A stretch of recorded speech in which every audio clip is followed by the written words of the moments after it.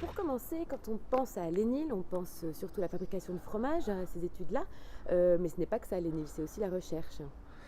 Oui, historiquement, l'école a été fondée il y a 130 ans sur la fabrication des fromages, mais déjà avec une entrée scientifique, puisque les précurseurs d'Ornick ont basé leurs recherches sur la qualité, l'analyse des laits, ce qui se passait lors de la fabrication du fromage.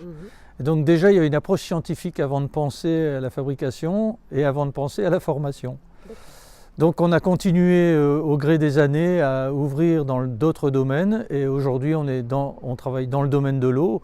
On dit souvent de l'eau naturelle jusqu'à l'eau potable, les eaux usées et l'eau naturelle, mais aussi dans le cadre des analyses donc en laboratoire et particulièrement la microbiologie, la biochimie, tout ce qui est en lien avec le vivant. D'accord. Alors aujourd'hui, combien avez-vous d'étudiants à Lénil, à Mamirol ? Sur Mamirol, nous avons 350 étudiants, 250 qui sont en lycée, mais ce sont des brevets de techniciens supérieurs, donc post-bac, et des 110 apprentis, soit en BTS, soit en CAP Bac Pro, donc des niveaux d'opérateurs, mais aussi en licence pro. Et on accueille régulièrement des masters et élèves ingénieurs pour des formations liées au domaine de l'alimentation. Alors que peut-on imaginer à Lénil ces 130 prochaines années ? J'imagine qu'il faut se projeter de loin. Eh bien, sans doute, il faut déjà regarder l'évolution des métiers. Qu'aujourd'hui, on est très préoccupé par les problématiques environnementales, comme on parlait d'eau tout à l'heure, des milieux naturels et de l'impact de l'activité humaine.